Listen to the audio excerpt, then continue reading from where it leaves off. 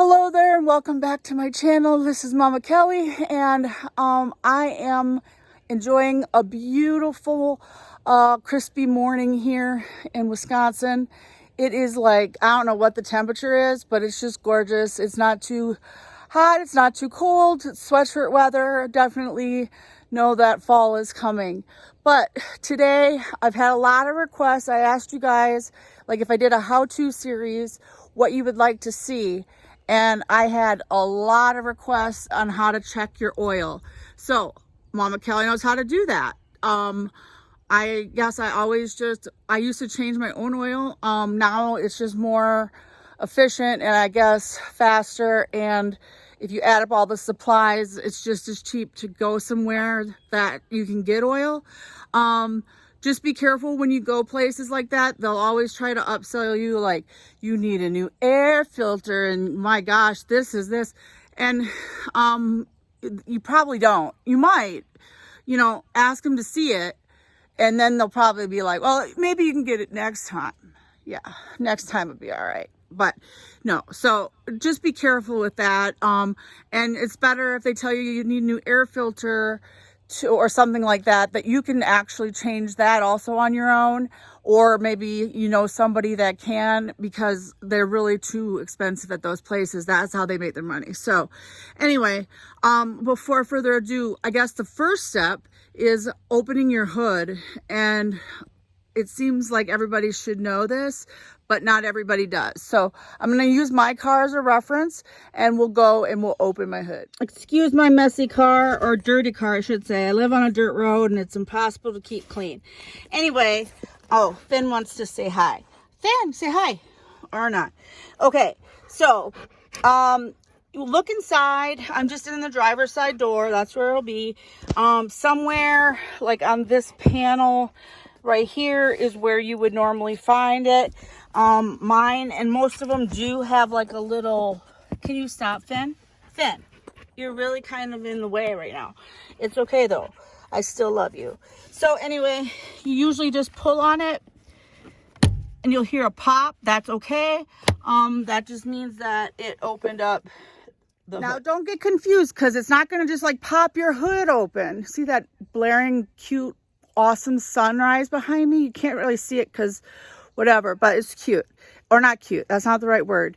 Majestic. There we go. I like that word better. Anyway, the hood's not going to just like pop open for you.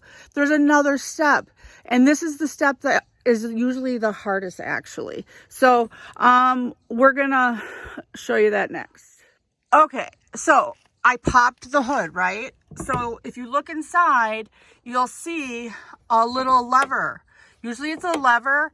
That's mine. Or something similar where you have to like pull it to the side and then pull the hood up. Okay. So then your hood's up. Now mine just stays up by itself, but a lot of them you have to use that little, there's like a little stick like right in here, like in this area, where you have to prop it up into one of the holes on the hood. Okay, so now what I'm looking for here is the oil dipstick, it's called.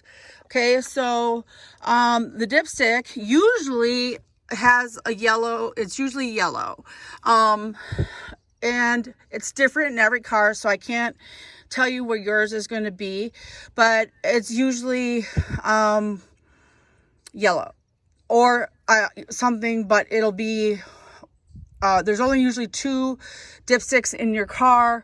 One's for transmission fluid and one's for oil. Usually the oil one obviously is near the engine. Don't go to this. This is if you were going to add oil, okay? And we'll talk about that in a little bit. You want to look for your yellow dipstick, okay? All right, so a couple things I want to tell you before we get going on checking the oil. You always want to be on a level ground. Pretty much you're checking the oil that's in the pan that the engine uses to run, right? So you just want to make sure that that's on a level surface, because if it's on a hill, you're going to get a reading that's not correct. Okay, so you want a level surface. you want your car to be off. And if it was on, just you know, make sure that it's been off for like a couple minutes. Maybe if you're at a gas station, pump your gas, and then check your oil after you pump your gas. And then your third thing, you're gonna want to change your or check your oil. You want to try to use something that's like lint free. This is just like a hospital towel, so I know there's no lint on it, and you know, you can tell. But like napkins and paper towels sometimes aren't the best because they might have some lint. Is it the worst? No, but you probably want to use just they're called shop towels that you can get like at Walmart or whatever. It's always good to have a roll of those on hand. Just can't find mine right now. I have a roll. Obviously they're not on hand, or I would be using it. Dumb Kelly. And then you want to so lint free. Yep, we talked about that. Okay, so let's get to it. Okay, so that yellow or dipstick, you want to, mine, you have to turn it before it'll come out. So just pull it out. Okay, you're gonna want to just wipe it off. So make sure you get all the oil off, right? And then now some of them have it's all different things, but you're gonna for sure have, I hope you can see it, 2 little holes. See that? There's 2 little holes. Our goal is to be in the middle of those 2 little holes. Now, my car is due an oil change, so I'm actually kind of curious as to how this is going to show up. I need to get one this week. So you stick it back in. Now you want to put it all the way in. So that means like even if you have to lock it a second. But one of the things that shady mechanics will do is they'll thumb it, or what that means is when they go to push it in, they'll like stop it with their thumb or whatever. That's where the saying I think came from. And then pull it out, and then it shows your oil low because it didn't actually go all the way in. And then they'll try to sell you an expensive quart of oil, okay? Because you're usually overpriced at those places. Again, something you want to buy like at just like a regular store, like O'Reilly's or something like that, that, you know, specializes. Walmart has oils. That would work too. Okay, so now that I have it in there, I know I'm going to pull it out. 2 things I'm noticing. One is I'm okay on the level, right? Because I don't even know if you can see very good. Sorry about that, guys. I'm okay on the level because it's between the 2. And in fact, it looks actually high, which is odd. I'm going to try it again. Sometimes you need to do it a couple times. Oh, that's better. See, try again. Now, God, I wish I could get you guys a better view. Okay, so it's between the 2 level. It's at the top level. If you have a little extra oil in, it's not going to kill it. If there's too much extra oil in, you would want to remove some. But if there's not enough oil, that's bad shit right there, okay? That's buying a new engine for like $3,000 or higher. So you don't want to do that. Low oil is bad. It's better to add some oil in and have it be a tad bit over than put no oil in at all. So then you're asking, hey, Mama Kelly, how do I know where to put the oil in? Well, let me tell you. Okay, so you know how to check it now. It's got to be between the 2 dots or lines or whatever your car has. Then you're just going to stick that back in there and lock her up if you have one that locks. All right, and then I gotta get you over here a second. Okay, so locating the oil, if you have to add oil, usually, here's mine. It tells you, oh, sorry about my Band-Aid, what kind of oil you need. 5W30 is what the recommended is.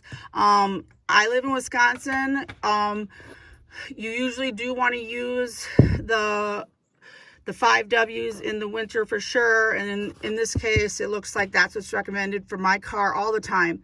But let's say you have an older car or a car that doesn't have this nice, I mean, obviously it tells you right what goes in there. But let's say that you don't have a car that says that. Well, if it doesn't tell you, you're going to have to go to Plan B. That isn't for the pregnancy jug. I'm talking about Plan B, which is the owner's manual. Okay, so you're going to go to the owner's manual. And in that owner's manual, it's going to give you a list of where everything is. So you'll be able to go and then find it in your under your hood. Okay, so find that owner's manual and make sure you're putting the oil in the right place. All right, yeah, we don't want that. That's bad. Okay, but I suggest if it's low, then you would want to go and get it, you know, put a little bit in yourself just to get by, like a quart or less even, and just so that it's above that bottom line, and then go in and get an oil change.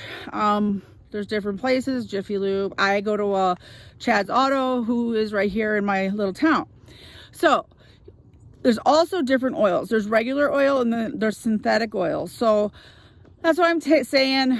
I mean, if you really wanted to do it yourself, you can, but it's just easier to have somebody else do it. Finding out which type of oil goes in your car is also something you can find in your owner's manual. One thing I forgot to tell you is the color of the oil. I don't think I said that. Your oil should be like a lighter color.